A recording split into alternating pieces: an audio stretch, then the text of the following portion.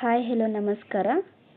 ನಾನಿವತ್ತು ಒಂದು ಒಳ್ಳೆ ನ್ಯೂಸ್ ತೊಗೊಂಡು ಬಂದಿದ್ದೀನಿ. ಅದೇನಪ್ಪ ಅಂದರೆ, ಬಹಳ ದಿನಗಳಿಂದ ಅಭ್ಯರ್ಥಿಗಳು ಕಾಯ್ತಾ ಇದ್ದರು ಕೆಸೆಟ್ ನೋಟಿಫಿಕೇಷನ್ಗೋಸ್ಕರ. ಸೊ ಇವತ್ತು ಕೆಸೆಟ್ ನೋಟಿಫಿಕೇಷನ್ ಬಂದಿದೆ ನೋಡಿ. 2025 ಹೊಸ ಅಧಿಕೃತ ನೋಟಿಫಿಕೇಷನ್ ಇದು, ಏನೋ ಫೇಕ್ ಅಲ್ಲ.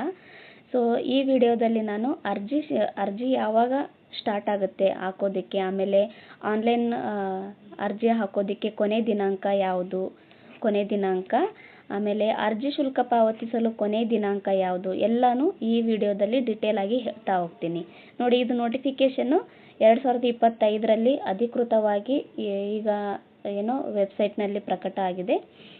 ಸೊ ನೋಡ್ತಾ ಹೋಗೋಣ.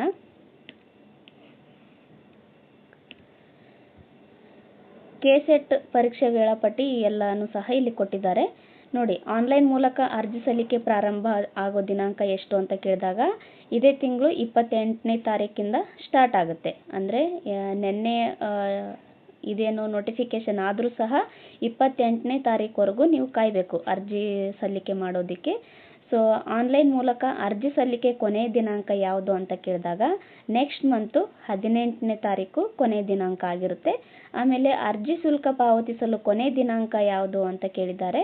ಸೊ 19/9 ಆಮೇಲೆ 2025. ಇದೇನು ಅರ್ಜಿ ಹಾಕೋದಕ್ಕೆ ಕೊನೆಯ ದಿನಾಂಕ ಯಾವುದಾಗಿರುತ್ತಲ್ಲ, ಅದರ ನೆಕ್ಸ್ಟ್ ಡೇನೇ ಅರ್ಜಿ ಶುಲ್ಕ ಪಾವತಿ ಮಾಡೋದಕ್ಕೆ ಕೊನೆಯ ದಿನಾಂಕ ಆಗಿರುತ್ತೆ.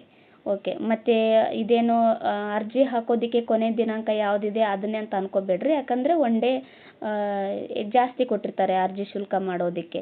ಓಕೆ, ಪ್ರವೇಶ ಪತ್ರ ಯಾವಾಗ ಬರುತ್ತೆ ಅಂತಲೂ ಸಹ ಇಲ್ಲಿ ಕೊಟ್ಟಿದ್ದಾರೆ ನೋಡಿ. 24/10 ಅಂದರೆ ಅಕ್ಟೋಬರ್ 24ನೇ ತಾರೀಕಿನಂದು ಹಾಲ್ ಟಿಕೆಟ್ ಕೂಡ ಬಿಡುಗಡೆ ಆಗುತ್ತೆ. ನೆಕ್ಸ್ಟ್ ಪರೀಕ್ಷೆ ದಿನಾಂಕ ಯಾವಾಗ ಅಂತಲೂ ಸಹ ಹೇಳಿದ್ದಾರೆ ನೋಡಿ. ನವೆಂಬರ್ 2ನೇ ತಾರೀಕಂದು ಈ ಪರೀಕ್ಷಾ ದಿನಾಂಕ ಕೂಡ ಇರುತ್ತೆ ನೋಡಿ. TT ಯಾವ ಥರ ಹೇಳ್ತಾರಲ್ಲ ಮುಂಚೆನೇ ಡೇಟ್ ಎಲ್ಲ, ಸೊ ಅದೇ ಥರ ಇವರು ಸಹ ಡೇಟ್ ಎಲ್ಲ ಮುಂಚೆನೇ ಕೊಟ್ಟಿರ್ತಾರೆ. ಸೊ ಅದ್ರ ಪ್ರಕಾರನೇ ಎಕ್ಸಾಮ್ ಆಲ್ಮೋಸ್ಟ್ ನಡೆಸ್ತಾರೆ. ಸೊ ಇದೇ ಡೇಟನ್ನೇ ನೀವು ಮೈಂಡಲ್ಲಿ ಇಟ್ಕೊಂಡ್ಬಿಡಿ. ಓಕೆ, ನೆಕ್ಸ್ಟ್ ನೋಡೋಣ. ಅರ್ಜಿ ಶುಲ್ಕ ಎಷ್ಟು ಏನು ಅಂತ ಎಲ್ಲ ಹೇಳ್ತೀನಿ. ಓಕೆ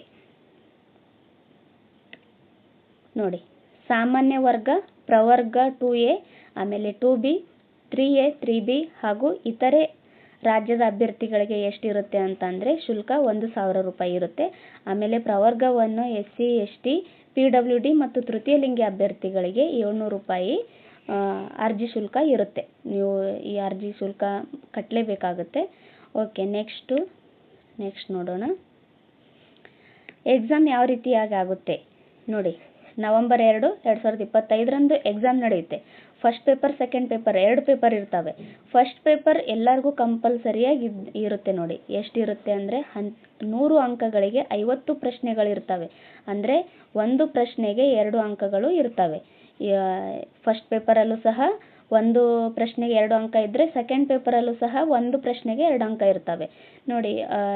200 ಅಂಕಗಳು ಸೆಕೆಂಡ್ ಪೇಪರಲ್ಲಿದ್ದರೆ, ಒಂದು 100 ಪ್ರಶ್ನೆಗಳು ಆ ಕ್ವಶನ್ ಪೇಪರಲ್ಲಿ ನೋಡ್ತೀವಿ. ಓಕೆ, ಇದೇನಿದೆಯಲ್ಲ ಇದು GK ಪೇಪರ್ ಇರುತ್ತೆ, ಕಡ್ಡಾಯ ಪೇಪರು. ಇದು 50 ಪ್ರಶ್ನೆಗಳಿಗೆ.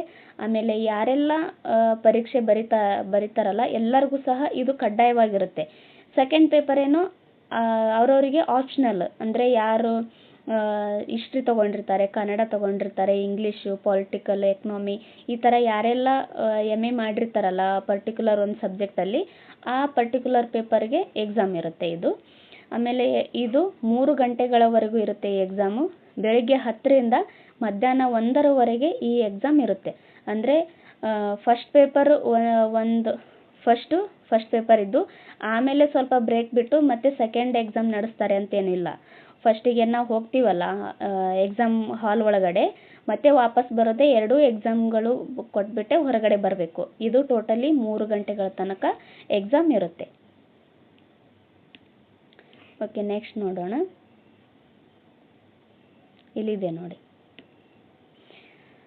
ಪೇಪರ್ 1, ಪೇಪರ್ 2 ನೋಡಿ. ಲಾಸ್ಟ್ ಟೈಮು ಎಷ್ಟು ಕಟ್ ಆಫ್ ನಿಂತಿತ್ತು ಅದು ಎಲ್ಲ ಸಹ ನೀವು ಕಮೆಂಟಲ್ಲಿ ಹಾಕಿ, ನಾನು ಹೇಳ್ತೀನಿ. ಯಾಕಂದರೆ ಲಾಸ್ಟ್ ಟೈಮ್ ನನ್ನ ಸಬ್ಜೆಕ್ಟಿಗೆ ನೋಡಿದ್ರೆ, ನನ್ನ ಸಬ್ಜೆಕ್ಟ್ ಬಂದುಬಿಟ್ಟು ಪೊಲಿಟಿಕಲ್ ಸೈನ್ಸು. ಇದರಲ್ಲಿ 140ಗೆ ನಿಂತಿತ್ತು ಲಾಸ್ಟ್ ಟೈಮು. ಸೊ ಇಲ್ಲಿ ಕೊಟ್ಟಿದ್ದಾರೆ ನೋಡಿ. 2 ಪತ್ರಿಕೆಗಳಲ್ಲೂ ಸೇರಿ 40% ಅಂಕಗಳು ತಗೊಂಡಿರಬೇಕು ಅಂತ ಕೊಟ್ಟಿದ್ದಾರೆ. ಎರಡೂ ಪತ್ರಿಕೆಗಳಲ್ಲೂ ಸೇರಿ ಒಟ್ಟು 35 ಅಂಕಗಳು ಇರಬೇಕು. ಅಂದರೆ ಯಾರ್ಯಾರಿಗೆ ಈ ಥರ ಜನರಲ್ GM ಅವರಿಗೆ 40% ಇದ್ದರೆ SC ST category 1 2A 2B ಆಮೇಲೆ 3A 3B PWD ಆಮೇಲೆ ಟ್ರಾನ್ಸ್ಜೆಂಡರ್ ಎಲ್ಲರಿಗೂ ಸೇರಿ 35% ಅಂಕಗಳು ಇರ್ತವೆ. ಓಕೆ, KCET ಎಷ್ಟು ವಿಷಯಗಳಿಗೆ ಪರೀಕ್ಷೆ ನಡೆಸ್ತಾರೆ ಅಂತಂದರೆ 33 ವಿಷಯಗಳಿಗೆ ಸಂಬಂಧಪಟ್ಟಂಗೆ ಪರೀಕ್ಷೆಗಳು ನಡೆಸ್ತಾರೆ. ಯಾವ ವಿಷಯಗಳು ಅಂತ ಇಲ್ಲಿ ಕೊಟ್ಟಿದ್ದಾರೆ ನೋಡಿ. ವಾಣಿಜ್ಯಶಾಸ್ತ್ರ, ಕನ್ನಡ, ಅರ್ಥಶಾಸ್ತ್ರ, ಇಂಗ್ಲೀಷ್, ರಾಜ್ಯಶಾಸ್ತ್ರ, ಇತಿಹಾಸ, ಸಮಾಜಶಾಸ್ತ್ರ, ಭೂಗೋಳಶಾಸ್ತ್ರ, ಹಿಂದಿ, ಈ ಥರ ಏನೋ 33 ವಿಷಯಗಳಿಗೆ ಎಕ್ಸಾಮ್ಗಳನ್ನು ನಡೆಸ್ತಾರೆ KCET. ನೋಡಿ, ಎಲ್ಲ ವಿಷಯಗಳಿಗೆ ಸಂಬಂಧಪಟ್ಟಂಗೆ ಇದೆ ನೋಡಿ. ದೃಶ್ಯಕಲೆಗಳು ಎಲ್ಲ ವಿಷಯಗಳು ಸಹ ಇಲ್ಲಿದ್ದಾವೆ ನೋಡಿ. ಓಕೆ, ಇದಿಷ್ಟು ಇವತ್ತಿನ ವಿಡಿಯೋ ಆಗಿತ್ತು. ಓಕೆ, ಕೇಂದ್ರದ ಹೆಸರುಗಳನ್ನು ಸಹ ಹೇಳ್ಬಿಡ್ತೀನಿ ನೋಡಿ. ಕೇಂದ್ರಗಳು ಎಲ್ಲೆಲ್ಲಿ ಎಕ್ಸಾಮ್ ಸೆಂಟರ್ ತಗೊಳ್ಬಹುದು ನಾವು ಅಂತಂದರೆ ಬೆಂಗಳೂರು, ಬೆಳಗಾವಿ, ಬಳ್ಳಾರಿ, ವಿಜಯಪುರ, ದಾವಣಗೆರೆ, ಧಾರವಾಡ, ಕಲಬುರಗಿ, ಮೈಸೂರು, ಶಿವಮೊಗ್ಗ, ತುಮಕೂರು, ಮಂಗಳೂರು, ಇಷ್ಟು ಕೇಂದ್ರಗಳು ಕೊಟ್ಟಿದ್ದಾರೆ ನೋಡಿ. ಈ ಸರಿ ಈ ಥರ ಸ್ವಲ್ಪನೇ ಕೊಟ್ಟಿದ್ದಾರೆ ಕೇಂದ್ರಗಳು. ಸೊ ಬೆಂಗಳೂರು, ಬೆಳಗಾವಿ, ಬಳ್ಳಾರಿ, ವಿಜಯಪುರ, ದಾವಣಗೆರೆ, ಧಾರವಾಡ, ಕಲಬುರಗಿ, ಮೈಸೂರು, ಶಿವಮೊಗ್ಗ, ತುಮಕೂರು ಆಮೇಲೆ ಮಂಗಳೂರು, ಈ ರೀತಿಯಾಗಿ 11 ಕೇಂದ್ರಗಳು ಕೊಟ್ಟಿದ್ದಾರೆ. ನೀವು ಪರೀಕ್ಷೆಗಳು ಹಾಕಬೇಕಾದ್ರೆ ನಿಮಗೆ ಎಲ್ಲಿ ಹತ್ತಿರ ಆಗುತ್ತೋ ಆ ವಿಷಯಗಳಿಗೆ ನೀವು ಪರೀಕ್ಷಾ ಕೇಂದ್ರಗಳನ್ನು ಕೊಟ್ಕೊಳ್ಳಿ. ಓಕೆ, ನೆಕ್ಸ್ಟ್ ಇದೇನಿದೆ, ಓಕೆ ಇಲ್ಲೇನು ಕೊಟ್ಟಿದ್ದಾರೆ ನೋಡಿ. ಭಾಗ ಎ ಯಲ್ಲಿ ನೀಡಲಾದ ಆಯ್ದ 18 ವಿಷಯಗಳಿಗೆ KCET ಪರೀಕ್ಷೆಯನ್ನು ಕರ್ನಾಟಕ ರಾಜ್ಯದ ಮೇಲ್ಕಂಡ 12 ಪರೀಕ್ಷಾ ಕೇಂದ್ರಗಳಲ್ಲಿ ನಡೆಸಲಾಗುತ್ತಿದ್ದು, ಅಭ್ಯರ್ಥಿಗಳು ಯಾವುದಾದರೂ ಒಂದು ಪರೀಕ್ಷಾ ಕೇಂದ್ರವನ್ನು ಮಾತ್ರ ಆಯ್ಕೆ ಮಾಡಿಕೊಳ್ಳಬೇಕು. ಅಂದರೆ ಭಾಗ ಎದಲ್ಲಿ ಏನೋ 18 ವಿಷಯಗಳಿದಾವಲ್ಲ, ಆ 18 ವಿಷಯಗಳಿಗೆ ಸಂಬಂಧಪಟ್ಟಂಗೆ ಪರೀಕ್ಷಾ ಕೇಂದ್ರಗಳನ್ನು ಇಲ್ಲಿ ಮೇಲೆ ಏನು ಕೊಟ್ಟಿದ್ದಾರಲ್ಲ 12 ಪರೀಕ್ಷಾ ಕೇಂದ್ರಗಳನ್ನು ನೀವು ಆಯ್ಕೆ ಮಾಡ್ಕೋಬೇಕು ಅಂತ ಕೊಟ್ಟಿದ್ದಾರೆ ಇಲ್ಲಿ.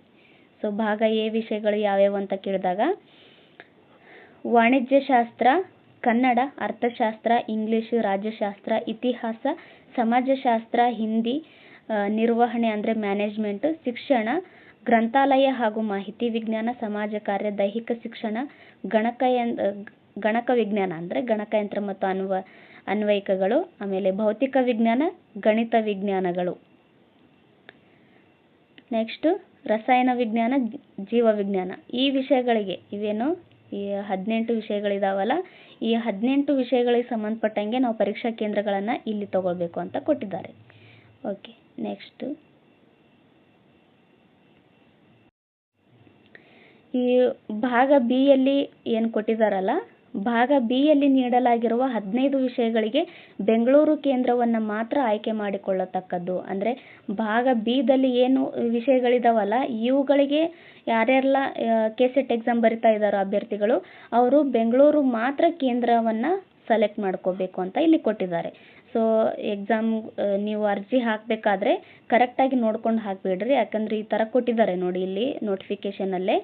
ಸೊ ಆಯಾ ವಿಷಯಗಳು ಅಂತ ಕೇಳಿದಾಗ ಭೂಗೋಳಶಾಸ್ತ್ರ, ಸಮೂಹ ಸಂವಹನ ಮತ್ತು ಪತ್ರಿಕೋದ್ಯಮ, ಮನೋವಿಜ್ಞಾನ, ಕಾನೂನು, ಸಂಸ್ಕೃತ, ಉರ್ದು, ಸಾರ್ವಜನಿಕ ಆಡಳಿತ, ಪರಿಸರ ವಿಜ್ಞಾನಗಳು, ಗೃಹ ವಿಜ್ಞಾನ, ವಿದ್ಯುನ್ಮಾನ ವಿಜ್ಞಾನ, ಭೂವಿಜ್ಞಾನ, ಮಹಿಳಾ